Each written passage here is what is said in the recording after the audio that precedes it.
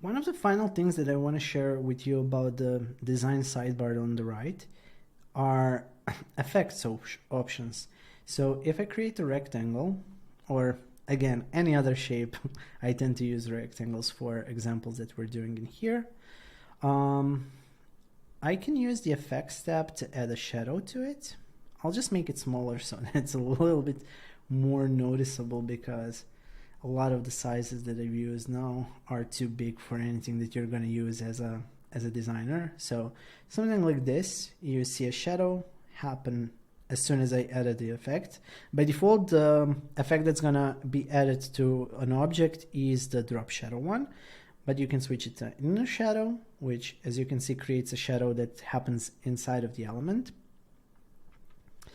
A layer blur, which blurs the object that you selected, or a background blur, which would blur everything below this particular element. So let's first see the options for the inner shadow. You have the X, which is where it's going to appear on the left-right position of the top left corner. Blur, which is the amount of blur that's going to happen. So if I make this something bigger, you're going to see how blurrier this shadow got.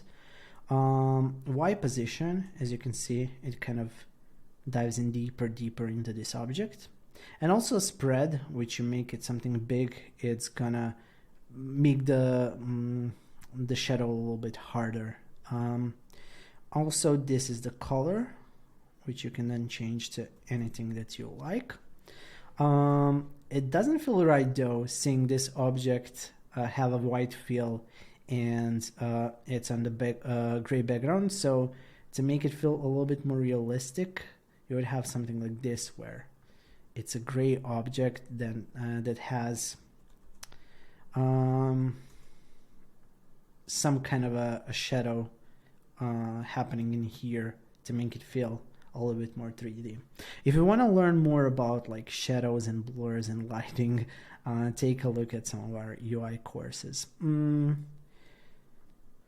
Okay, that's the inner shadow. The drop shadow is the exact opposite. I would expect this object, if it's creating a shadow, to be lighter than the background, since always lighter elements feel like they're floating above something else.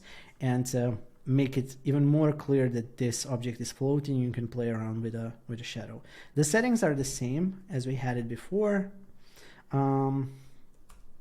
Usually shadows either happen from like top to bottom or from like top left to bottom right. So these are some effects that feel natural as light is coming in from here, or if we switch the x-axis back to 0, it feels like the light is coming from the top.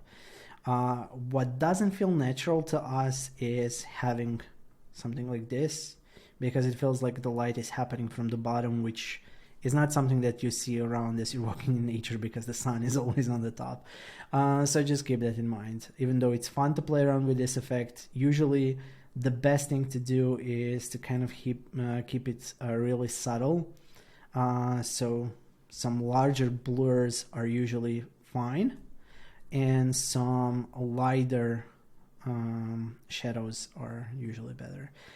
There's rarely in real life going to be a black shadow, so playing around with some saturated options in here is also recommended. For the layer blur, you can see that you can switch it from something like really subtle. You can see how there's a little blur in here, or you can really blur the object a lot by using some of the bigger numbers. Now it's a little bit harder to see because I'm using white on light gray, but right now you can see how this is getting blurrier and blurrier the bigger number I do enter in here.